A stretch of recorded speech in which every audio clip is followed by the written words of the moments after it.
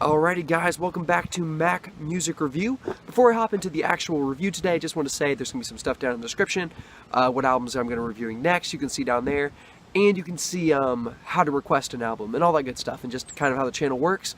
So if you're interested in this channel, just go read the description for this video. Today we're going to be talking about the debut album for Andrew McMahon in the Wilderness. I'm probably saying his name really badly, but that's how it looks like it's spelled. I really don't know how to say it. This album is not really the debut for Andrew McMahon in the Wilderness. For Andrew McMahon, the lead singer.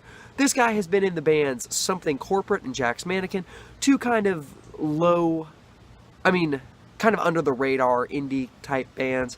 I haven't ever listened to Something Corporate, but I've listened to a few songs by Jack's Mannequin. If you like this, you might want to check that out. Anyway, so this guy really has some experience under his belt as a singer. He knows, he knows what it's like to be in a band. He knows the ropes of how to make music and all that kind of stuff. So this really, he's not going into this thing. This isn't really a newcomer type project. He's really been around for a little while. He knows kind of what he's doing. This record is a tight 10 tracks long. The songs are not super ambitious. This project is kind of comfortable the way it is. Just 10 tracks. Mostly pretty straightforward songs. They're not too ambitious. Some of the moments do get kind of big sounding, but it's overall an album that's comfortable with its size, with its length, and not too big, not too ambitious of a project. This album has one pretty big hit song on here. It's called Cecilia and the Satellite. This song, I've heard it on the radio quite a few times, especially on alternative radio, and I've actually heard this like walking around in the mall. I've heard this in like Petco like 2 or 3 times. Now every time I hear it, or like walking around like Kroger, I think once I heard it, and I'm always like, hey, I remember that song. I know this song. And so that's kind of fun. This album is the most successful album I would say that Andrew McMahon has ever made, has ever been a part of, is Andrew McMahon in the Wilderness. Something Corporate, Jack's Mannequin do not have any hit songs. They do not have any radio play songs, but this project has one. So in terms of that, this thing is a little bit popular, a little bit successful. Now what really matters, we're really going to get down to is, what does this thing sound like? Is this thing quiet? Is it loud? Is it fast? Is it slow? Is it careless or is it thoughtful? What kind of record is Andrew McMahon and the Wilderness? The lyrics on this record feel a little bit mishmash. These songs feel kind of like individual puzzle pieces. Like this, I don't know how to say this, but like, let's say there's a puzzle. It's kind of like a reverse puzzle. So the whole point of a puzzle is the pieces aren't much, but individually looking at the pieces, it's not a whole lot, not something to really marvel at. But when you put them all together, it makes a cool picture, makes a cool design. And with this record, in the songs, I'm going to say like the lyrics and the lines are like the puzzle pieces, except they're like reverse puzzle pieces. Because the lines on this album are clever, they're cool, they're full of heart, they're sometimes really pretty, sometimes really nice sounding. And it's all these individual lines that sound good, but don't make perfect sense when put together. A good example of this style of songwriting that Andrew McMahon goes for on this record would be the popular song Cecilia and the Satellite. This song goes, I'm going to try to do the first part, I'm not going to sing it. I locked myself in a hotel room, waited all night for the walls to move. I loved some girls that I barely knew. I made some friends and I lost some too. Crashed my car, I was 17. Mother in the seat, riding next to me. The things you learn from a broken mirror, how a heart can change, how a face can change when a heart knows fear. Out of all the things my eyes have seen, the best by far is you, and so on and so on and so on. These lines all sounded pretty cool. I locked myself in a hotel room, waited all night for the walls to move.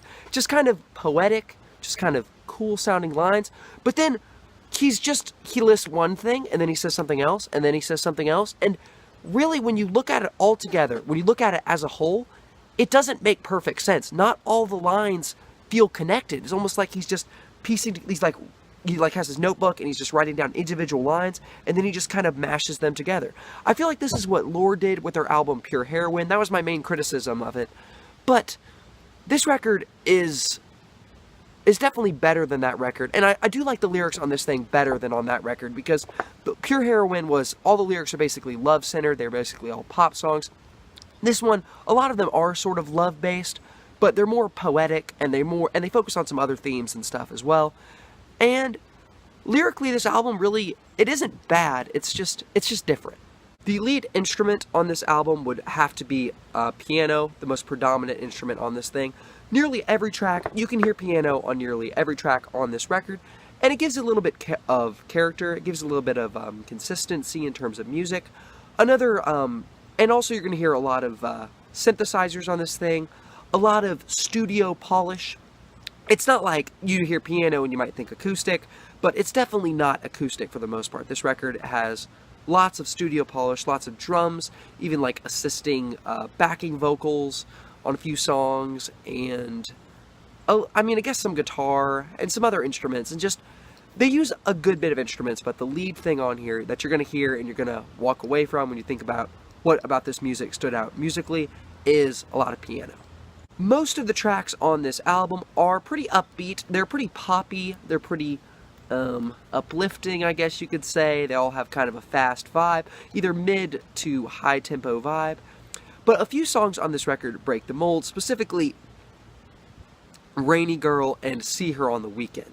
These songs are almost acoustic. I can't really call them acoustic because they have some studio polish, they have some extra instruments, some extra little things added to make them sound a little bit better, a little bit, a little bit smoother. But these songs are basically just some slow songs. It's basically just Andrew McCanahan, his voice and his piano, him singing either about maybe someone he's in love with or his daughter. I know his daughter is a theme of some of these songs, and either one or both of these songs are about his daughter, but they could also be love songs. Once again, the lyrics are kind of ambiguous. It's not extremely clear what he's saying. Either way, these songs are about love. These are love songs, either fatherly love or romantic love. Either way, they're slow, they're sweet, and just generally pretty nice sounding songs. They're just nice, sweet, slow sounding songs. Now, what about the quality of this record? Does this thing, I've described what it sounds like, but does it sound good? Is this thing actually something worth listening to? The answer for me and several other music critics and music reviewers is a resounding is going to be a resounding yes. The music on this record just works so well. Literally every song on this record just sounds good. All the songs on this record just feel good. The piano sounds great. The piano, even the synthesizers and the other instruments used, all blends together. Andrew McCanahan is a really good singer, very emotive singer, and his voice just really stands out on these songs. The music really stands out. The lyrics, this album is full of really good lines and really good sounding lyrics. And it's just really, this album is just highly enjoyable. Really just a really solid, enjoyable album. It's easy to listen to, it's fun, it also has a bit of heart. You got heart, fun, basically everything you need to have a good pop album. Even though this album does fit in the alternative genre, it's officially an alternative album, it's just an easy to listen to album. This album is really easy to digest, a really pleasant experience listening to this album, just something that's really easy to recommend. It's really difficult for me to name highlights from this album, to name specific songs that I really like, because really every song on this album sounds great. All these songs have heart, they have some nice lyrics, they have some great singing, some great music. Seriously, this whole album is very consistent and all the songs really sound great. If you did force me to recommend a song, to say a specific song that I really like, I would probably point you to High Dive. High Dive contains a great line at the chorus. Basically, I need to explain kind of the album, kind of the song for you to understand the line. But he's basically in his car, and there's this girl he likes in her house or in somebody else's house, and he says, "I could watch you all night long dancing to someone else's song." The line is kind of hits you because you're like, oh man, dancing to someone else's song. He has that kind of jealousy for the person who made the song, but he also feels bad because this is somebody he likes, and listening to someone else's song and dancing, but he's like, I could still watch you all night long. And it's just kind of a sweet lyric, kind of gets you. It's pretty good. Another two I would probably recommend, Black and White Movies. This one is super duper catchy. I just love, like, this one always plays in my head. This one has one of the best choruses, just really enjoyable, just really nice sounding, and just really all these songs just super enjoyable, super fun, light, really easy to listen to. This whole album just sounds great. I'm going to give this thing a 4.25 out of 5. I would give this thing probably a 4 out of 5, but one of the strongest things about this album, one of its biggest highlights and things that's going for it, is its replayability. I have listened to this thing dozens of times. When I first discovered it, I listened to it a ton. Like whenever I was doing a chore, like doing the laundry, I would put on this album. And coming back to this album now to re-review it, it still sounds great. This thing honestly sounds awesome. And then like once I finished listening to it, I want to listen to it again. Like it is that easy to listen to. It's that good on the ears. It's that re-listenable. This thing does not get old.